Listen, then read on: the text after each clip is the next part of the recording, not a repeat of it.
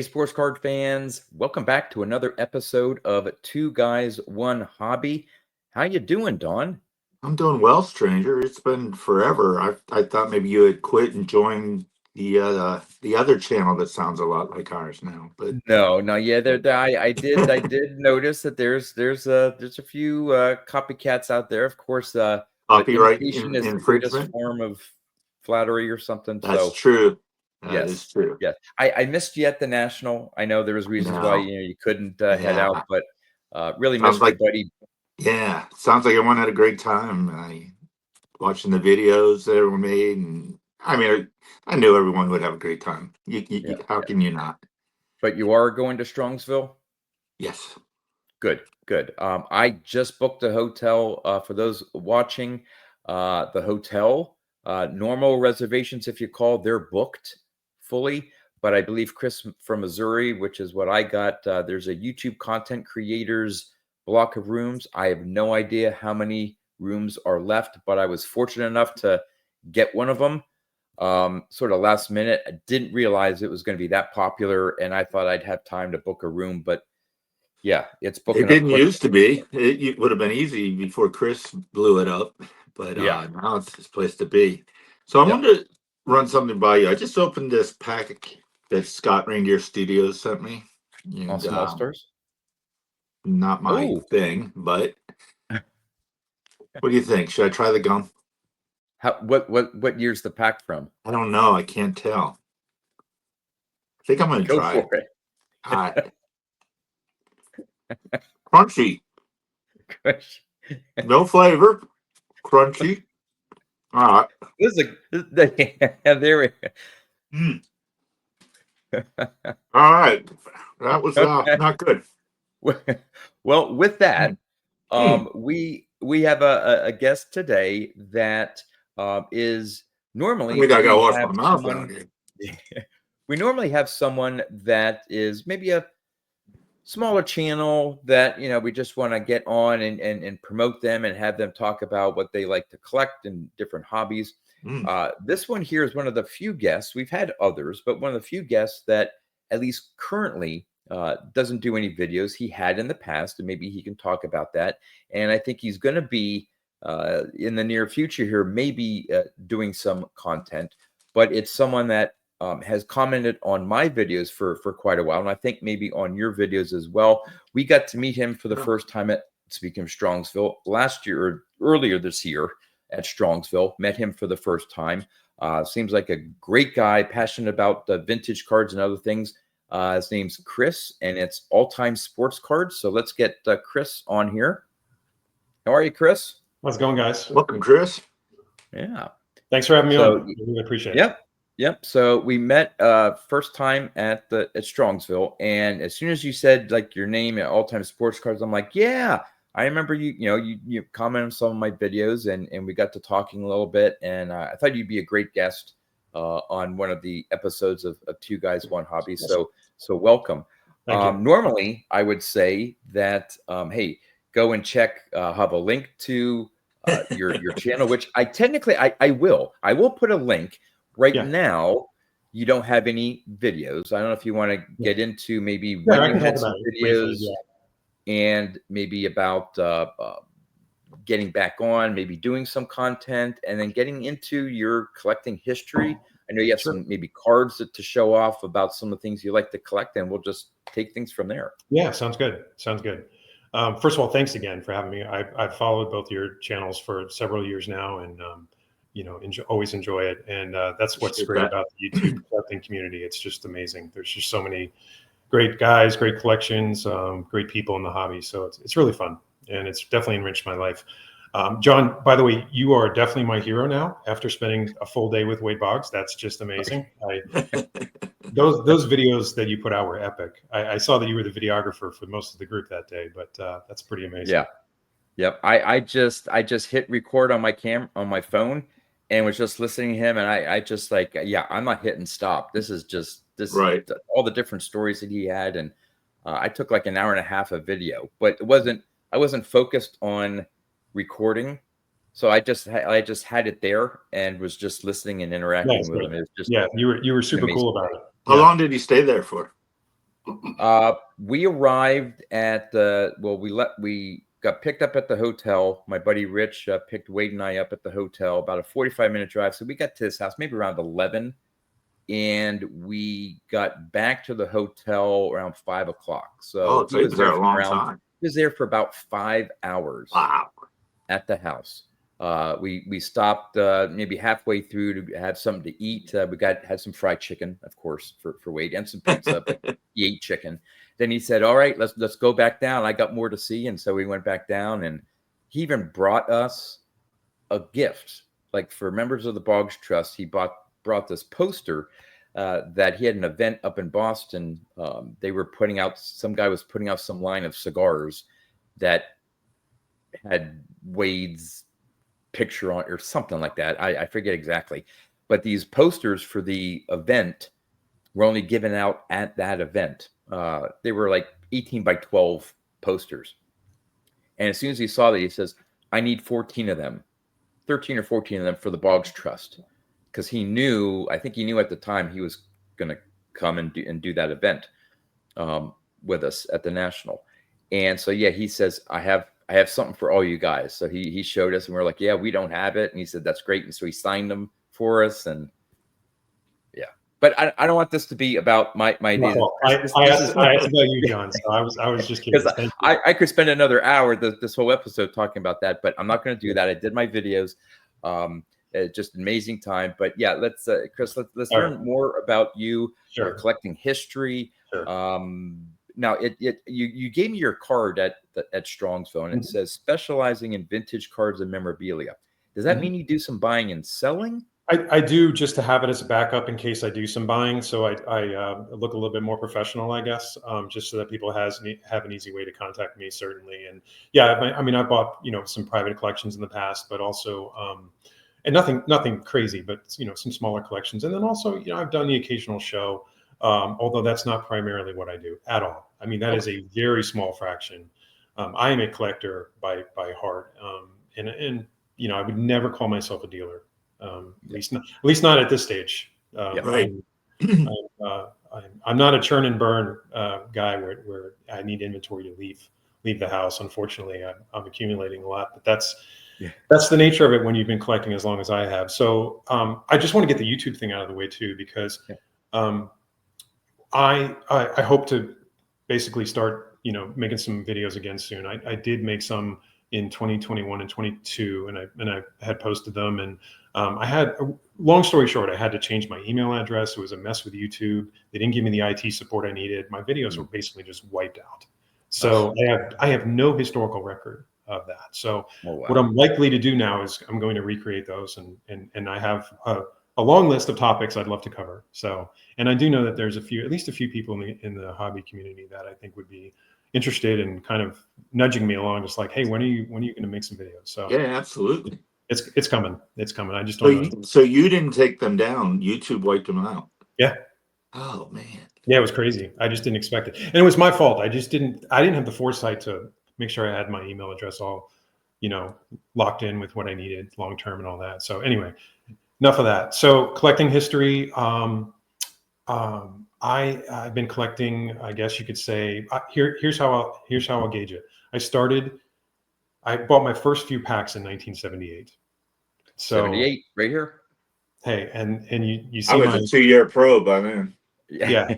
So a pro is relative because I'm still learning so much about the hobby, of course, and we all do. But I really started ratcheting it up, in 1979 and 80, and I was obviously a young kid then.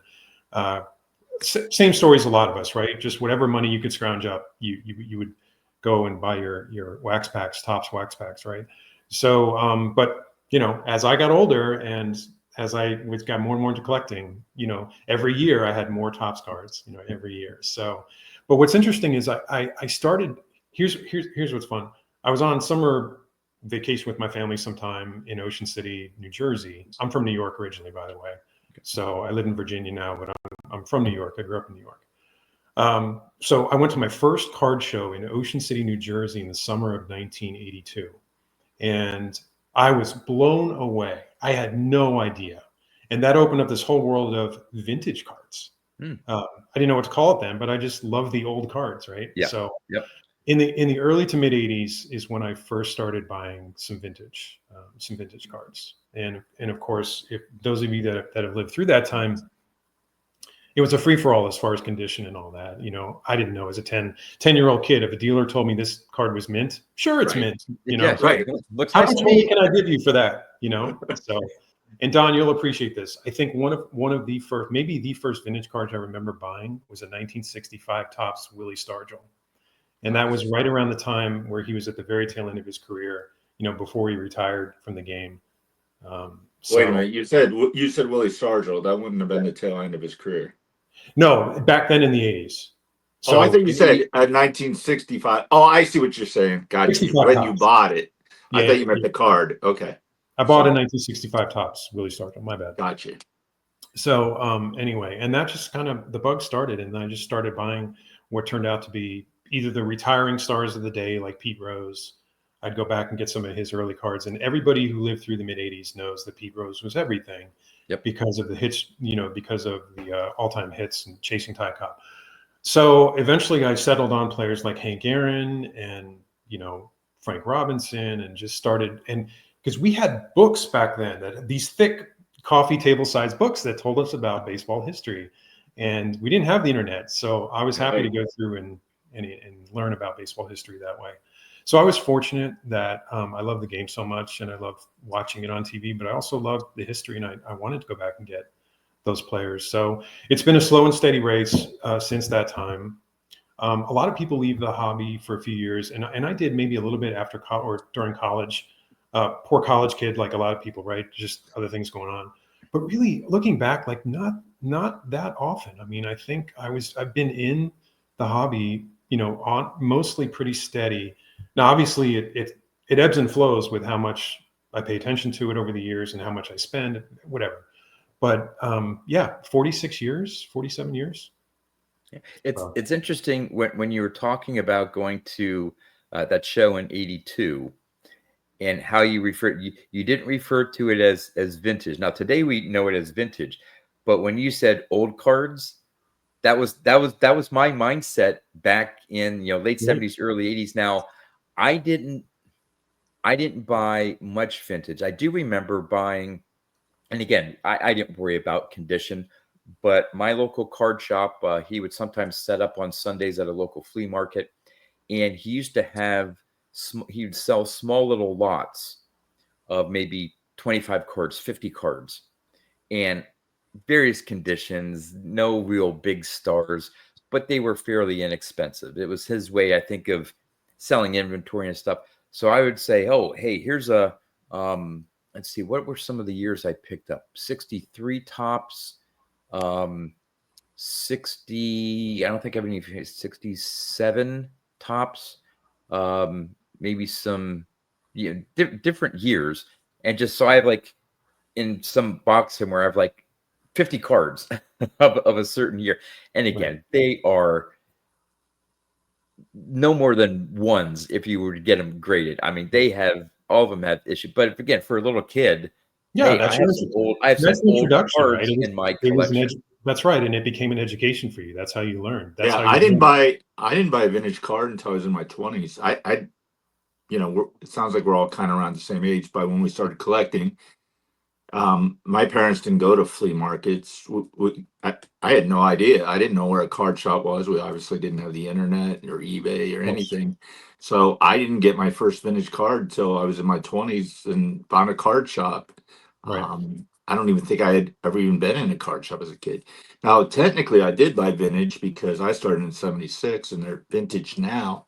But when I bought them, they weren't vintage. Yeah. Yeah. Well, when I I think was we all fit in that category there of our first cards. I do remember my dad never collected as a kid, and he Neither did was mine. never that big into sports. So I know a lot of collectors like, oh yeah, my dad used to tell me stories about these great ball players and all this stuff, and that's how I get into cards. I just get into cards somehow. I don't know how on my own, but I remember he went one time to this flea market, and then we were at my local card shop, his little booth there, And we were just looking around, and this was probably around the time of the mid '80s. So like the Conseco '86 Donruss rookie card was like the big card, the card to have. And I eventually picked one up. But my dad's looking at the display case or whatever, some of the older cards, some more of his time era and stuff. And he looks at this card and he goes, "Hey, John," he says, "check this card out." And we grew up in Pennsylvania. Don't know why or how he pointed to this one, but he spotted a 1948 Bowman red Shandiest, which happens to be his rookie card. Now, there's some pencil writing that someone tried to erase a little bit. I mean, if I were to have it graded, it'd definitely be a 1 and a mark, probably, or authentic or something. But just the fact that he pointed that, I'm like, okay. And it was like $8 or something like that. And I had that much money, back then at the time. So I bought it. So I'll always keep that card and remember that my dad sort of suggested, "Hey, look at this old card here of this red Shane." I don't know, again, why he had it focused on that. Yeah. A St. Louis Cardinal.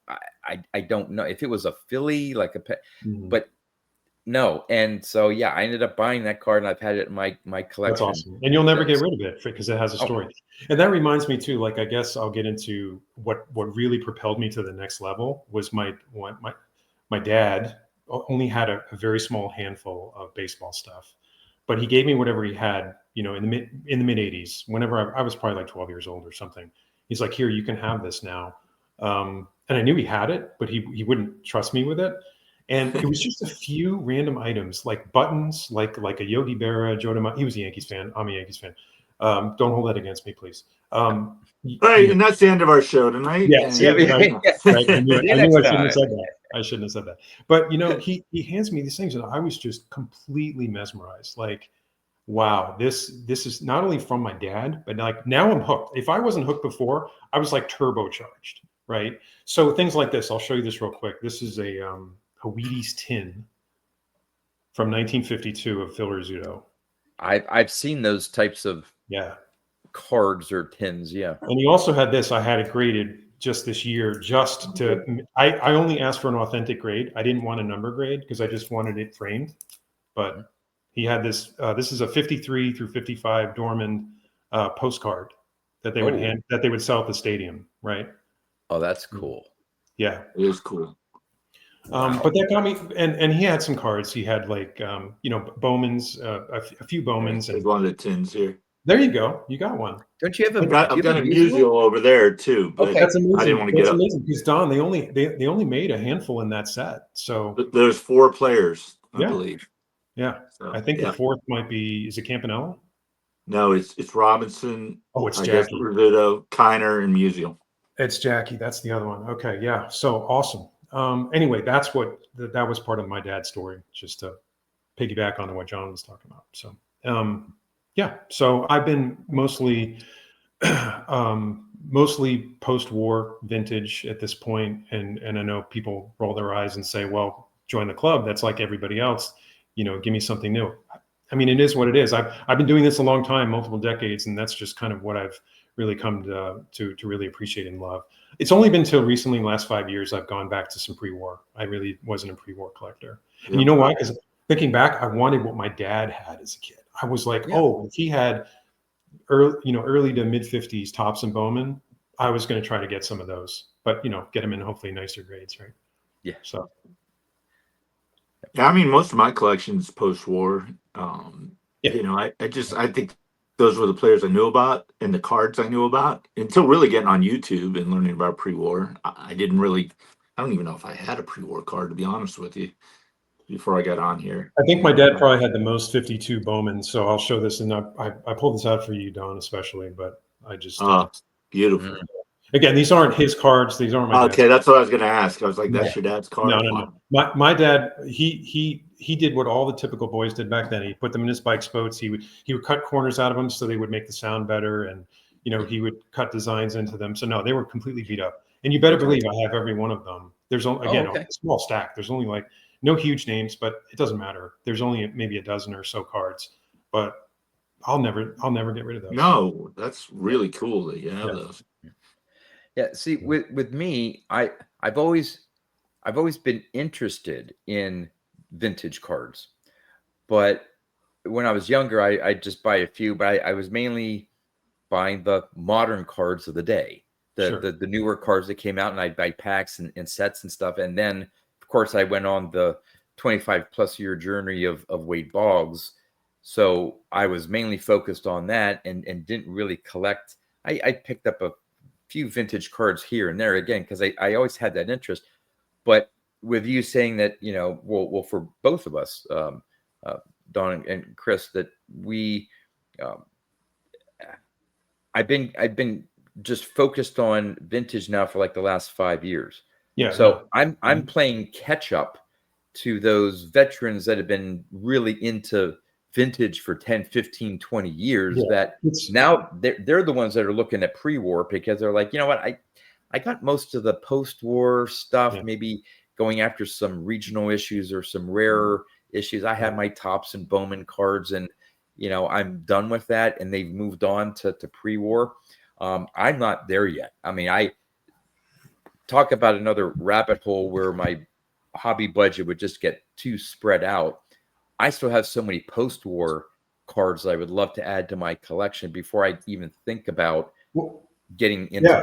There's pre-war. nothing wrong with that, man. I was Yeah. going to say, and I should clarify too, like to make you feel any better, John. Like I still have a long list. Like I still have a ton of cards because I don't have. It's not like I have complete sets going back to the 60s or 50s, right? Yeah. I mean, I do have the 70s, but that was a little bit easier. I call them the post Mickey Mantle years. Those are a Yeah. little bit easier to collect. Um, but but um, but don't. Yeah, it's again, like I said before, it's a slow and steady It's a process. marathon. Yep. It is totally, and you can go at your own pace. And again, this sounds cliche now because people say this a lot, but just enjoy what you have too along the way, right? It's one thing to have a goal and to look for the next big card that you want to get, but at the same time, you can always in between those times you have plenty to look at, right, and plenty to enjoy. That's how I'm Yeah. trying to look at my collection. With those post war cards, when I go to a card show, I have to admit, I'm kind of like, okay, I've seen these a million times. I want to see something new, but that doesn't mean I don't want them Right. or get some Right. of them back that I've gotten rid of over the years. It's still like there's still fantastic cards, and if I was looking for a particular one, I still want them in my collection. For sure. It's just sometimes I feel like, okay, I've seen that card so many times. Yeah. It's Yeah, and I think that's what's gotten a lot of collectors interested more in some of the non-standard issued cards, right.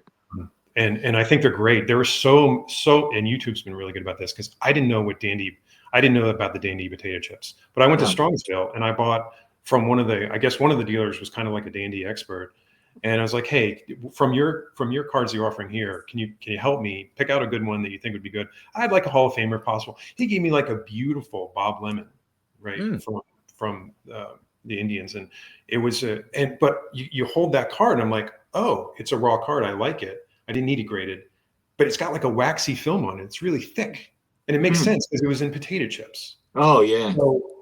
So I was like, I didn't know that, and so I learned that after all these years, and so yeah, it gets me down kind of a different fun rabbit hole when you think about some of that. Yeah, stuff. I mean, one of my favorite cards, if not my favorite card in my collection, I didn't even know about this brand until YouTube, and that's the Red Heart Dog Food. Yeah, Yeah. that's on my list, Don. I don't have that card, and that's on my list. Yeah, I love this card. Yeah, it's awesome.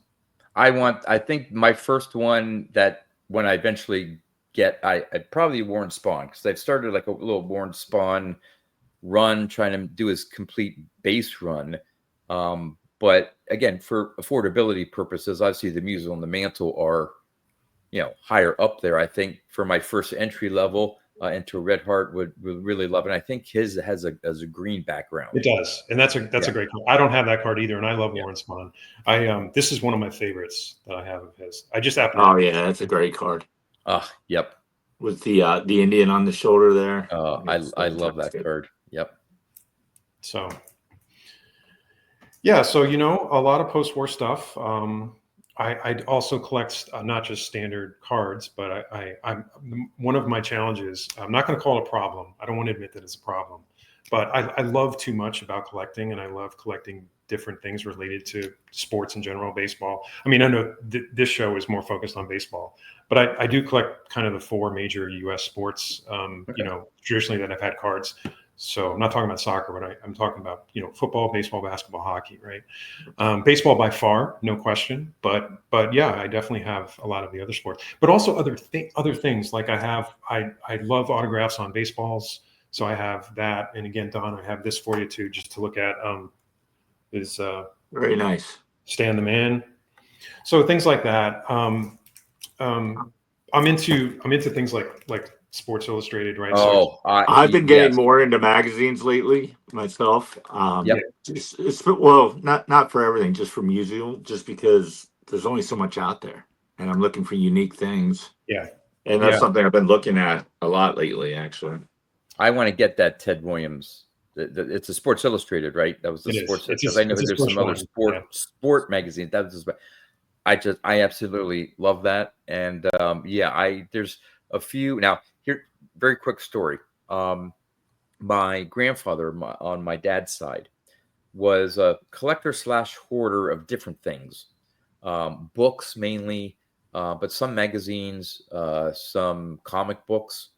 He'd go to the local newsstand and say, "Hey, if there's a new magazine or comic book, like a first issue, set it aside for me, and when I come for my Sunday paper, I'll buy it." This was back, even going back into the 40s.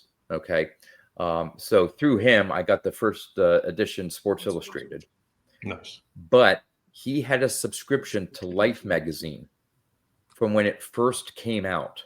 1939, I think, was the first issue.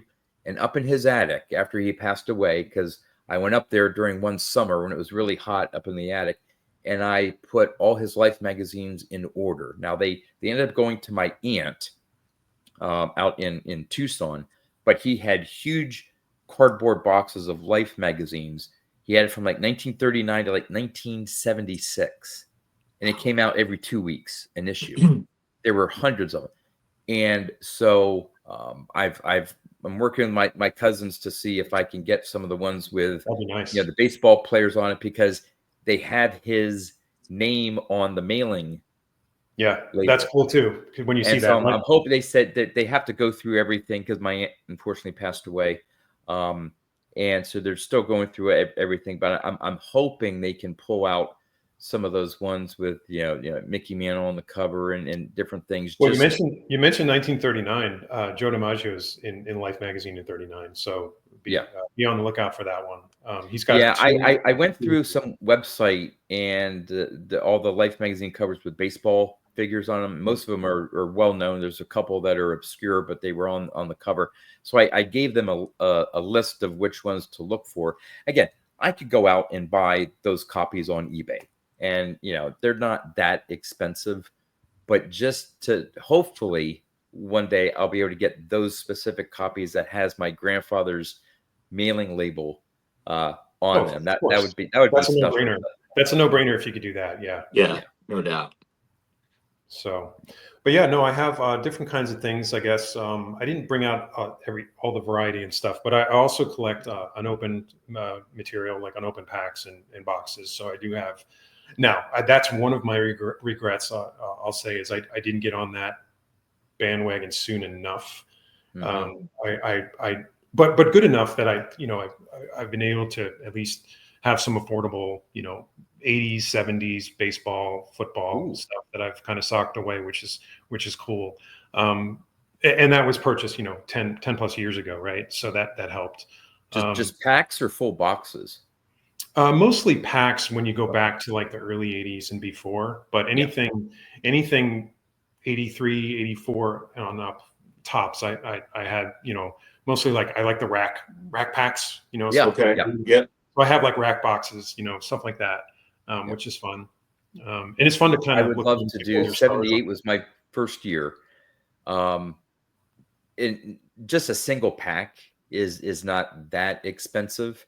You can find them on eBay, but an unopened box, I can't. I mean, yeah, it's from 78. I understand you got the Eddie Murray rookie card, but those unopened boxes go for like $4,000 or something. I'm Oh, it's like, crazy. Yeah, it may be even more. and now I can get a rack pack again with no special names on the front, but I'd like to just the 1978 is just so special for me. One, I've learned to love the design, but it's the first year I started. I can still remember going to that little corner store where my grandfather went to get his Sunday paper and stuff with my 50 cents allowance, and buying either a wax pack or a rack or a cello pack of 78 tops. That's right. That's my first memory. Same year, John. Maybe that's one of the reasons why we bond over that. But yeah, no, 78 is special. I have a rack pack, which is cool. Is the one that I have has Greg Nettles and Ron Guidry on the rack. So which they won the World Series that year, and that happened to be the year that Guidry was like 25-3, right? It was like his big Cy Young year. So it's pretty cool. But yeah, I mean, you guys know from probably from my Avatar or whatever. That's my guy. That's like my favorite card right there. Yeah, so I think that's the nicest 78 tops card. It's just great. So many things going on with that. So many things going on with it. So the anyway, All-Star logo is cool on it. It's everything about it's just awesome. Yeah. So, and I showed you guys kind of I'll call it a raw card and ungraded. That's another thing I want to talk about. It's because although I might have my share of graded cards, I also have really come to have a new appreciation for the cards that are left untouched or ungraded, and I just put them in, like, again, Don, this is for you, Pirate, right? I just put these in Card Saver ones, and they just look so nice, and they can be. That's one of his best cards ever. It's one of his best cards ever, and this is my favorite set of all time. Just I know John and I were talking about the 78, but 71s I'm obsessed over. So like, I've been working for literally 15 years on upgrading the condition card by card in that set. Do you have the full set? Yeah. Okay. And do you have the full set of 78s, John? Finished? Yes, I finally did. And so I have the entire set ungraded and in as nice as condition cards as I can find, nicely centered. And then I have graded all the Hall of Famers except for Dave Parker.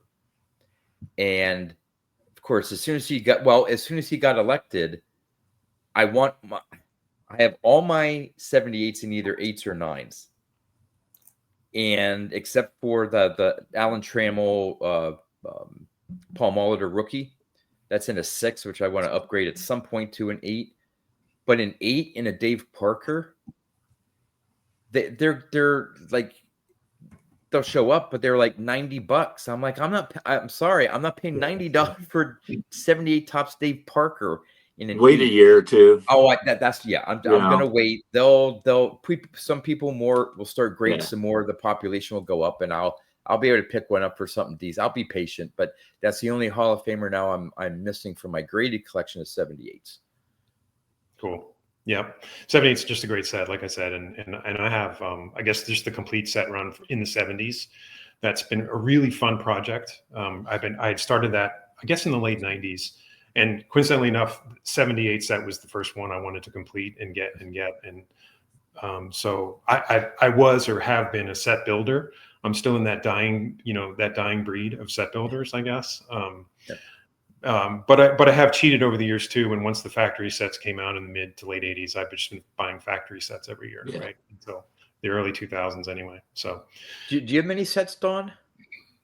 So I am the only set that I've been working on is my first year, and that's the 76. Yeah. So, and some of these are rough because they're from when I was a kid, but I have filled in, and then back there I have all the All-Stars or the Hall of Famers graded. And for some reason, I had to have them in the SGC new label. They look great. They look really good. They do, but that's not how I collect. Like I don't know why I did it that way. But now that I'm this far along, I have to. Like, the Parker is the old label, so someday I'll do it. But what I started doing, like, I thought for sure a couple years ago Dick Allen was going to get in, so I bought the card. Smart. And he didn't get in at that time. Yeah. And same with the Parker. and I bought a Pete Rose, and that's something maybe John, you might want to hop on the Pete Rose for that set if he gets in. Yeah. Now he's eligible. Well, Which I think I he do will have, somewhere. yeah, He'll get I it. do He'll have know. the Pete Rose. I have the Dwight Evans. There are a couple that I consider Hall of Famers. Yeah. And so the Rose and Dwight Evans, I do have. Good Now, I call. don't have Lou Whitaker, so I may want to pick the Whitaker. Yeah. I've heard rumblings that someday he How may about- get in. But How about this Lou Whitaker? That's the one I recommend right there. that From is the the- Burger King, correct? Yeah. Yeah, that's his cool rookie, I would say, as an alternative to the 4 square, 4 picture tops standard, right? I don't Yeah. think I've ever seen that card. That's very cool. And Yeah, doesn't, Because I'm not a fan of the 4 guys on it or 2 guys. That's why I got individual this rookies. one too, because even though I have it in my set, the regular card in my set, I Sure. wanted this one because I think it looks great. And Trammell and Jack Morris have the same. Jack Morris, yeah. Yeah, they all have like sort of. Well, the Trammell's more close up, like shoulder up, but Morris shows him pitching, and so he's got his own solo card just like this in that Burger King set, which is really cool. So one did more Burger thing. King only are they only Tigers cards? No, Phillies. in 78, Burger King put out, they partnered with Topps and they put out the Yankee set as well. And the Yankees sets look pretty much identical as the regular Topps issue. With the exception of a few cards, they did throw in a couple of cards with players that had moved to the team later, and so they're in that Burger King set, which is also cool. And I want to say The Phillies. although I'm not Yeah. sure about the Phillies. Yep, the Phillies. 'Cause I know the Phillies have a Phillies 79 don't- and 80 set. They have that. But they didn't do it for every team, and then just because I know the Yeah. Padres have some set like that too. There's an Yeah. Ozzie Smith, but I don't think it's Burger King. It's probably McDonald's because Maybe. I think Ray Ray Kroc owned them. Yeah. associated with them. But anyway, real quick, Don, just one more I pulled for you here from the 76 set I wanted you to see. Yeah. I love that card. Isn't that sweet? Yeah. And that's my favorite set. This might be my favorite card of his. Yeah. So anyway. Yeah, so John, I'm getting a lot of love on this show compared to you. I'm loving it. well, let's see. Yeah. What do I have for John? Let's see. Nothing. He doesn't collect anyone good. Don't worry about it. I love the fact, John, I have to say, I celebrated with you when you got at the National, you were Hank Aaron rookie. I think that was awesome. That's a great card to get. I'm just glad that you pulled the trigger on that. Yeah, I'm so fortunate, and again, I have to give a shout out to Mike Baseball Collector. I asked him because I knew that there are other YouTubers who had that card on their radar list for the National as well, in sort of like the lower grade. And I'm like, man, not only am I going to have possibly difficulty of finding a really nice copy in a low grade, but there are other YouTubers out there, and I had this feeling I was going to just miss out, that just not going to be able to find, or someone else would have gotten one, ahead of me. And so I did ask Mike Baseball Collector, as he got into the show early, to walk around and said, hey, if you spot something, no high priority. If you happen to see something, let me know. And he said, hey, there's this one at Ash's table. And I looked at it. I'm like, ooh, and so that as soon as I went in, dropped some things off at PSA, and then headed over to Ash's table and bought it. Now, it was an SGC, so I did cross it over, but I was so happy with and then I picked up the other 2 errands that I was missing, and now I have his entire run. So not only was I able to get a great copy of his rookie card, that I picked up his 57 and 63. So I'm actually going to be doing a video probably next week. Yes, let's showing go. my entire Hank Aaron. He's been my guy. I haven't talked about him yet much, but he's the run I completed first of all the kind of big players. I would call the tier 1 Hall of Fame players. So yeah, in the words of Adam, Vintage Sanctuary, shout out to you. We are Hank Aaron run clubbies. Yes. So yes. So yeah, he's actually. I don't talk about him as much, but he's up there with Clemente and Musial for me. Yeah. I don't have quite the collection, and I'm not obviously known for it because I don't talk about it. But I do have a surprise Aaron piece that I'm going to show in a couple of weeks on a video. Nice. Here's a couple that I pulled of his that are my favorite. I'll show you guys. He's got a great run of cards too. Some guys, some of their cards aren't great, but love that one. That's the yellow name version, which is Oh, okay. Didn't even. That's the harder version to find. Yeah. It's not super rare, but it's still not as easy to get as a standard white leather. And then this is one of my favorite. This is growing on me as a set in general, and this is one of my favorite Aarons now. Yes. Well, Don, you should be familiar with that one. A little bit. Yep. You have one? He's got you have all the Hall of Famers, right? I have all the Hall of Famers created. Yep.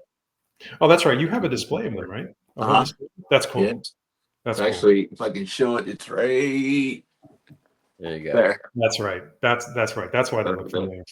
One day I would love to get the Yaz, but of course that's one of the short print ones. Yeah, that's Right. that's kind of tough. like That's a tough one for sure. Yeah. yeah, and they're But, not cheap even in lower grade. But one of the other things I was going to mention, I'll just There you go, John. There you yeah, go. oh, Sweet. that's gorgeous. That's great. That's great. One of the other themes of my collecting, just from an affordability standpoint, trying to make sense of this world of the hobby, and pivoting and keeping things. For a long time now, many years, I've been looking at making sure I have good examples of like some people don't like this, but things like leader cards. So Well, that's a classic one there. yeah, this is probably one of my favorite. Well, one of my favorites. It's not the favorite, but it's up there. And then just like combo cards of like star players, right? Which again, a lot of guys do videos on this on YouTube all the time.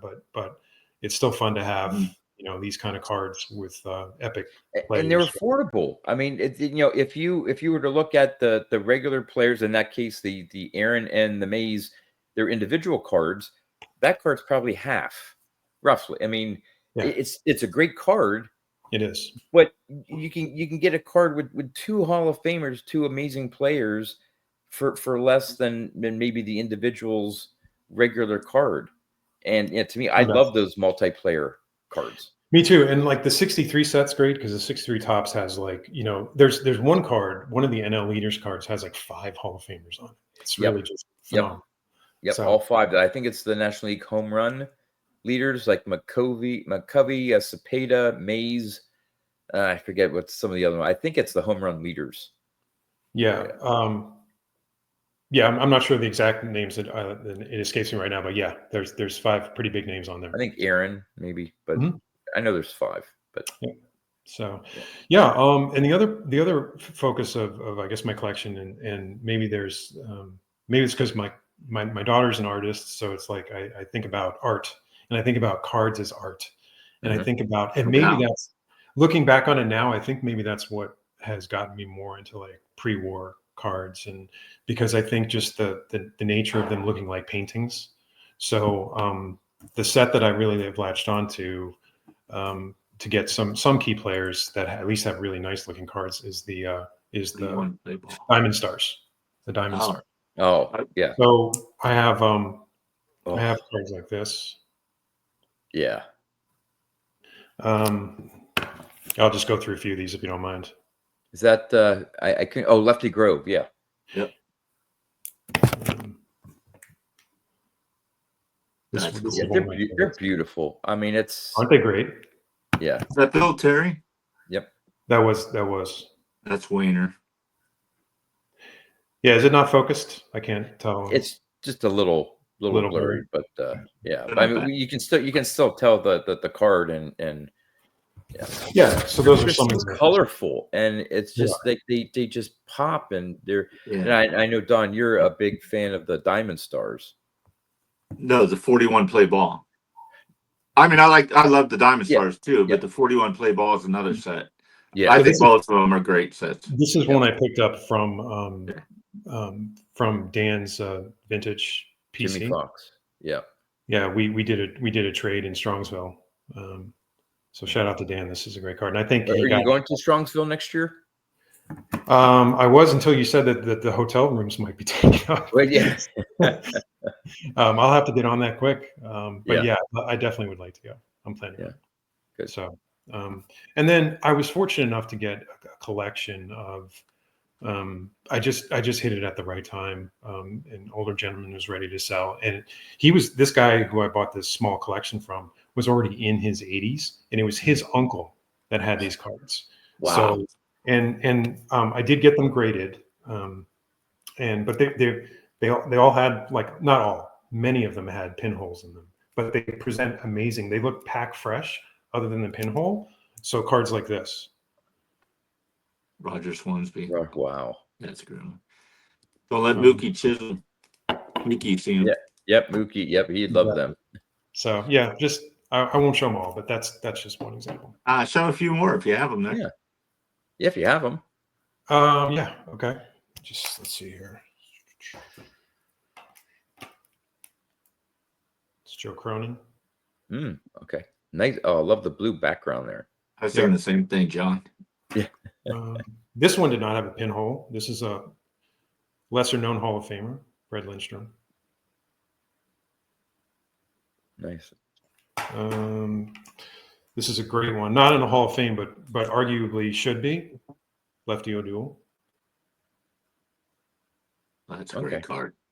Yeah. Mickey Cochran. I mean, just the color. Okay. Yeah. It's amazing. Let's see.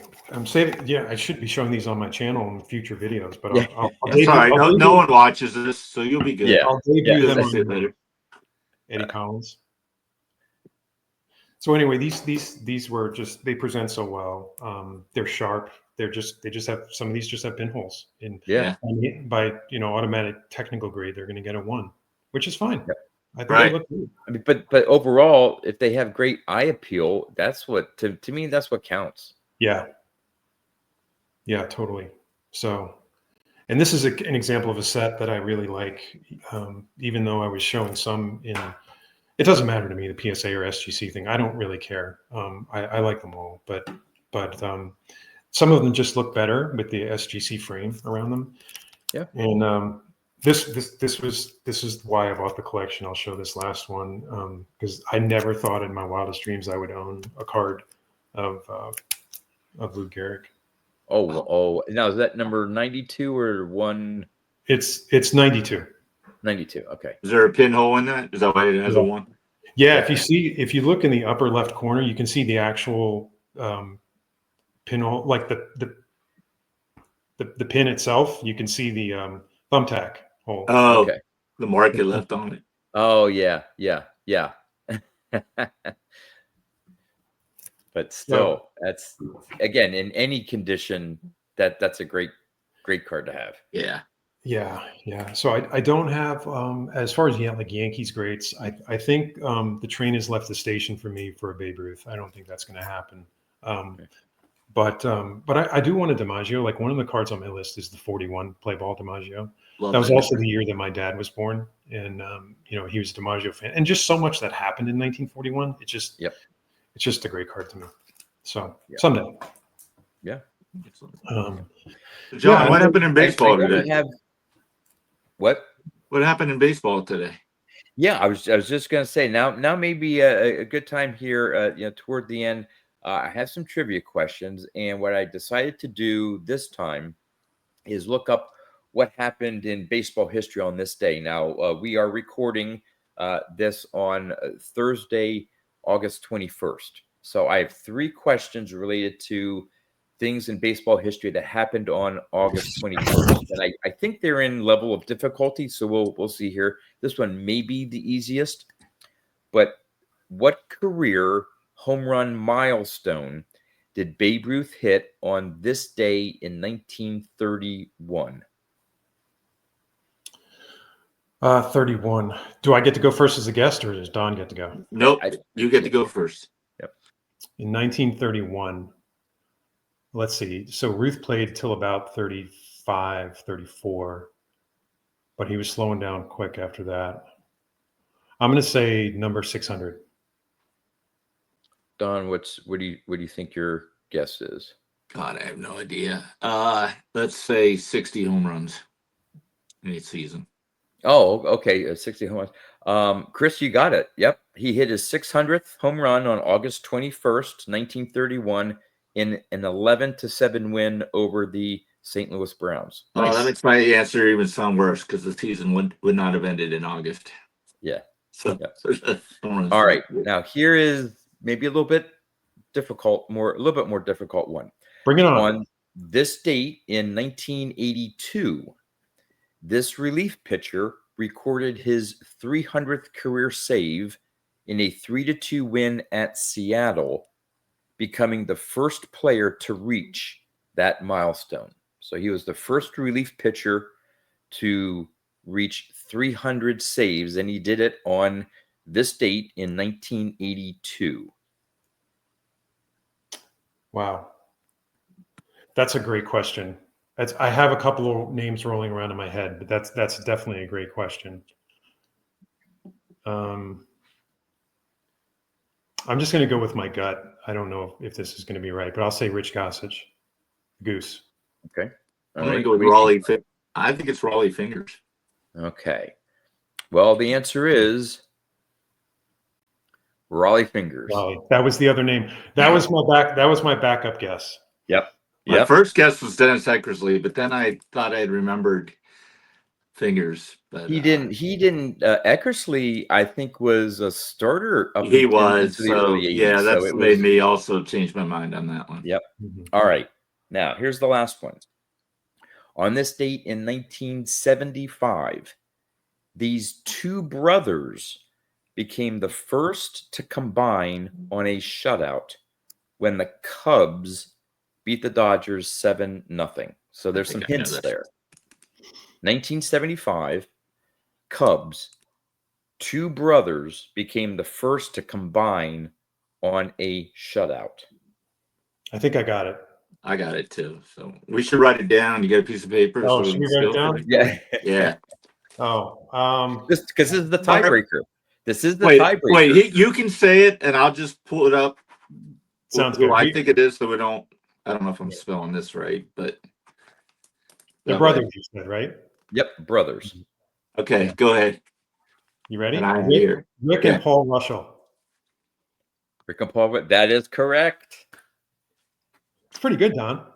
So it was a true tie. Chris, you got the first one. Don, you got the second one, and you both got the third one right. Well, the easiest one I had no clue on. The other two, I was like, got it. But the easiest one, I was like, yeah. I can't sleep at night if it's a tie. Can we not have a tiebreaker? I don't have a tiebreaker. I have to look. But can you imagine that those three very interesting things in baseball happened on August 21st? It just happens to be when we're recording. I could have picked a date. I'm like, oh, geez, so nothing really big. Okay, I've got one for you guys. So 3 days ago on the 18th, this particular player would have been 91 years old. He had a birthday 3 days ago. Roberto Clemente. Yep. Yeah. Oh, you can't just say yep. He said it. I couldn't get, but I have no idea. I'll wait till Chris guesses. Oh, yeah. No, because I thought I saw Theo, and there were a couple others that did videos about Clemente's on for in the documentary. I heard from his channel, from Theo's channel, that I guess the documentary that's coming out on the History Channel in September on Clemente. That's pretty cool. And it's playing in a lot of theaters. Like I've got someone emailed me or texted me that today that you can go see it. Here you go, Don. That's a Clemente for you right there. That's one of my favorites. I got to pull mine out for that one too. It's one of the few. Oh, you got it in an 8. Dang, makes my 7 look a little sad. No, it doesn't. The grade doesn't. I'm kidding. I don't care about grades. I'm just messing with you. But I think that's the only card I know of his. Well, that's not really a standard card, but where he's actually in the field throwing versus batting, or I feel like I've seen another one, but I don't. It's I think maybe one of the Cons Wiener ones or something like that. One of the food beverages he's throwing in it. Yeah. But for a standard Topps card or whatever, yeah, you're right. I think that's the only one. So yeah, the only one close is his 72 when he's sort of tossed on the ball, which again, it's not throwing it. And he's not in the field, but I just love that one. He's one of those players that just did not have a bad card. Just every card looked awesome. So, and I've enjoyed collecting his cards too. It's been a lot of fun. I think Hank Aaron, same way.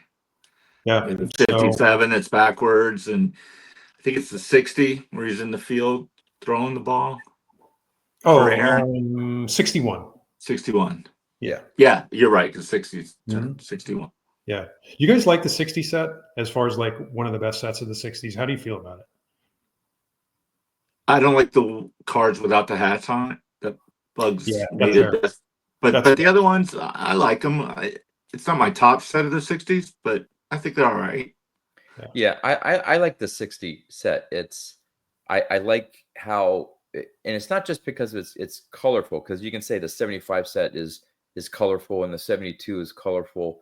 I think for the 75 set, I know it's not in the 60s, but I think sometimes the color combinations sometimes just don't Yeah. go with the team or whatever, but sometimes they get them spot on, but other times not so much. 1960, like I don't recall seeing a card where I go, "Oh, those colors don't, I love it. I think the Yeah, design was anyway. It's been talked about ad nauseum on YouTube. So I mean, there's plenty of videos out there that we can all watch, and that you guys have probably participated in as far as favorite sets of the decades and stuff. So it's talked about a lot. But I'm just a sucker for horizontal cards. I just think the layout of the card. I don't mind horizontal cards. Like Yeah, 56 is one of my all-time favorite sets. Like some people really bothers them, and I'm like, I've got no issue with them at all.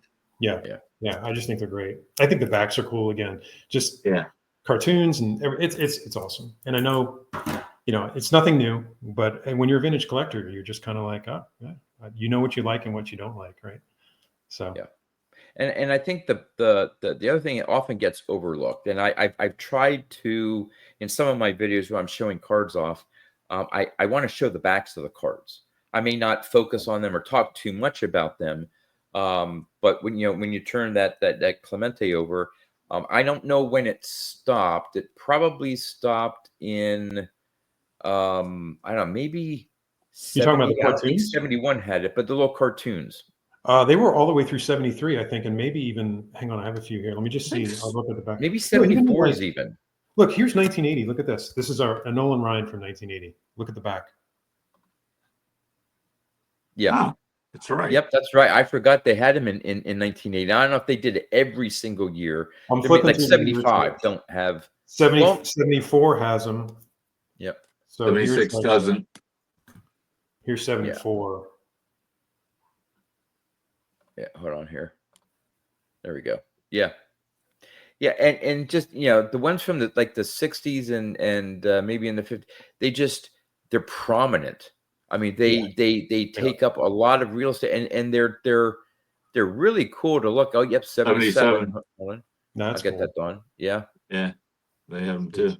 And the reason why they did that, of course, were for kids. They wanted the kids to learn about the players and read and know about their statistics and stuff like it. They put a lot of effort on to the back of the cards as well. And honestly, when I'm getting um Boggs cards, here's just Yeah. Just happened to Here's be sitting a on my recent desk. Boggs That's card I not picked so up. bad. It's a parallel, but it has 1 year of stats, and it just Yeah. has. I'll do a large. I'll quickly here, but it just has. You may not be able to see it here well. No, we got Um, it. just some light stats, a little picture, and 1 year, Yeah. and it just a little bit of a blurb of the and this is even from 1997, I believe. It's The new it's cards today, they hardly have anything on the back. it's funny you mentioned that because I mentioned to you earlier that my all-time favorite set of all time literally is 1971 Tops, and for lots of reasons which we didn't get into, but that's kind of the one knock against 71s that you can Still argue is maybe photo. just that. And what's interesting is it actually does have a pic, just like that Boggs card that you showed. Mhm. It does have a smaller picture of the player, but Yep. then it's only got 1 year of Yeah. stats, just like to your point, and no cartoons, right? So Yep. they definitely did things differently in 1971. Let's just Yeah. Although I do acknowledge love, and I don't have any, and would love to maybe someday get the Yastrzemski, the O-Pee-Chee, because it has the that. yellow back, and like They're in the image is in the yes, middle, like a floating head. I it's awesome. love the back of the 71 O-Pee-Chees. They're so frustrating for me because we didn't talk about OPGs, but real quick, I know we're coming up on the hour mark here, but I really love the thought of increasing my collection with some O-Pee-Chees, because I think some of the ones from the 70s and the late 60s are just gorgeous cards, and the backs are bright. And but yeah, to your point, the 71s look completely different, right? Yeah. It's like you can't mistake that for tops because they're just a completely different shade of gold or yellow. But they're so condition sensitive. I mean, we already know how bad the black borders are on tops. The O-Pee-Chees are far worse. It'll drive you crazy. I have a few of them, but I look at them, I'm like, oh, these are such, like, I like the O-Pee-Chee rough cuts because they're typically rough cut around the edges. Right. Yep. But on the 71s, they do look rough. Yeah. So. Yeah.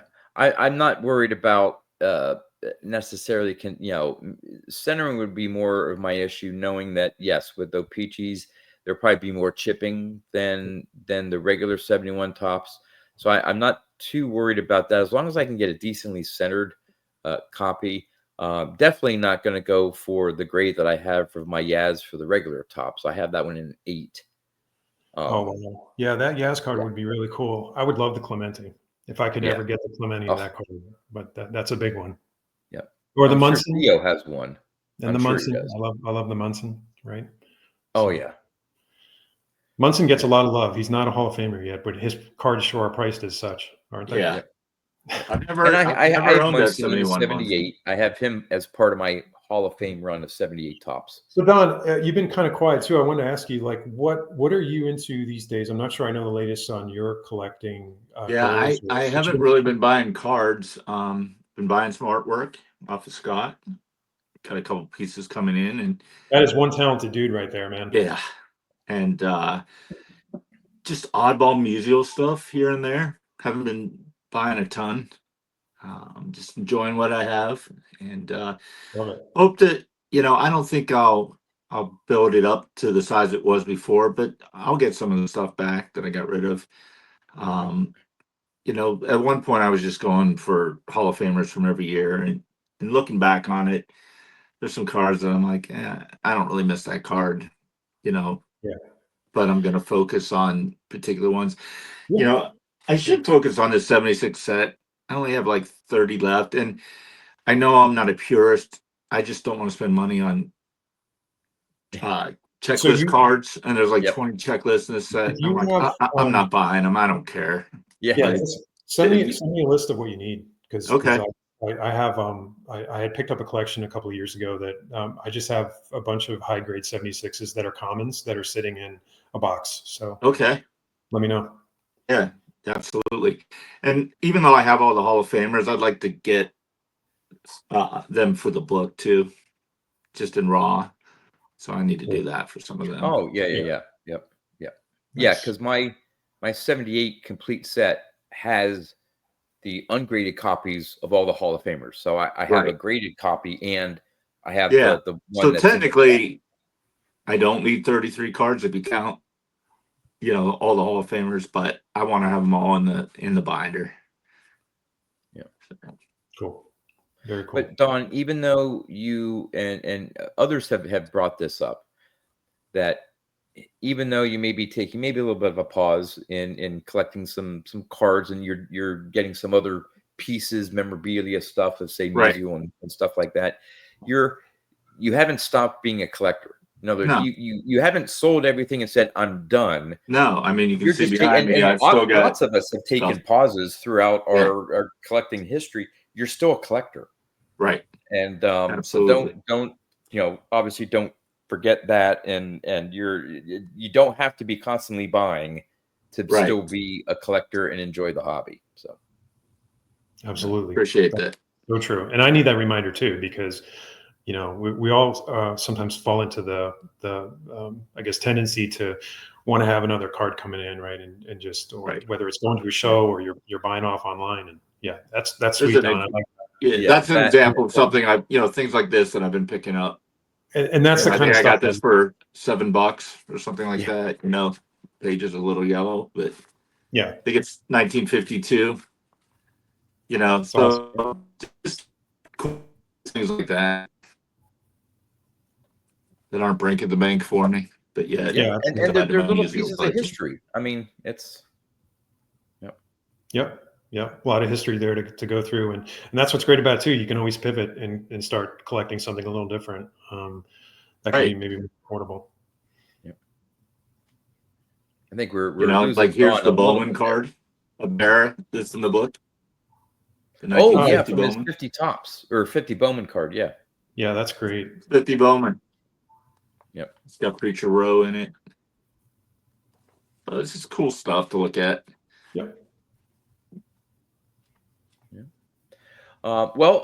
Chris, we're coming up sort of here on the hour. Is there anything else that you'd like to talk about? Again, I know I would look forward to you starting to make videos again and Yeah, build up that definitely. little library and you know beyond you telling your story, showing off your cards, talking about various topics. I think you had said before we got on that you already have a list of potential topics of videos that you'd like to Yeah. do. I, I've found that doing doing videos is just that next level of interacting with the community. Oh yeah, I saw that. Now, don't I get me got that wrong. too. Commenting on people's videos Right. that's an excellent way to get out there and be part of the online community. But to be able to put and even for those who don't show their face on their videos, it's a way just to make that additional collection or connection. So I know all of us. Hey, when someone says, "Yeah, I'm thinking of maybe doing some videos," we're like, "Yes, you just." Yeah. And do them at your own pace. Do them as you see fit in terms of how you do it, whether you want to show your face or not. Just because you're on here with this doesn't mean your videos. You have to you set up however you want. Yeah. So Yeah, no, I know it'll be fun when I can carve out the time and get myself organized to do it. So I'll well, definitely. you'll definitely have to because I am subscribed to your channel, so it would eventually show up on my feed. But definitely, shoot me a text and say, "Hey, John, I posted my first video or whatever," because I definitely want to check it out, and then I will obviously promote it and Yeah. share it. And, yeah. Great. I appreciate it, and Definitely. hopefully, my angle is not going to be one of the talking heads, right? I just want to show stuff. I mean, I just want to show cards, and I'm stuttering here, but even though we're kind of talking heads on here, but that's what got me into YouTube and just guys showing cards, and I kind of miss that a little bit, yeah, seeing that as much as we used to instead of topics. And like what we try doing here is just it's bring on guys that aren't on every single 3 times a week on people's channels. right. Get some other people on, give them some exposure and Yeah, opportunity. that's why I was just grateful you guys reached out to me. It's been a fun hour, and it always goes by fast, right? To Yes, talk it about totally something does. we enjoy and we have a passion for it. And thanks for reaching out, and I'm glad we ran into each other at Strongsville. That's another reason why if people can get to the large shows in particular and make those connections, the face-to-face connections are also helpful, right? Yeah, no doubt. So Well, yeah, I but this hope to see you if things work out. Hope to see you at next year's Strongsville show. yeah, that's the plan. And we had a blast having you on. Thank you for coming on as Yeah, our thanks, guest. Chris. And Dawn, I think you already have the next guest lined up. We have to work out the schedule of when we can I get do. him on. So we're gonna have another episode. There was a lag there between national and different things, and so hopefully now we can get back on a string again of doing these on a more regular basis. But we've never had a set schedule for these videos. It's No, we whenever have we not. get on. So Don will have the next guest. I have an idea of who I would have as the guest after that. So and that person should be an excellent guest as well. And so with that, hey, thanks everyone for sticking around for a little over an Thanks, hour guys. for getting to know Chris, all-time sports cards, and I will have a link to his channel in the description here. Definitely go and just hit an initial subscribe or whatever to just get notified when he does do some new videos and check them out. And until next time, thanks for watching, everyone. Thanks again. Take care.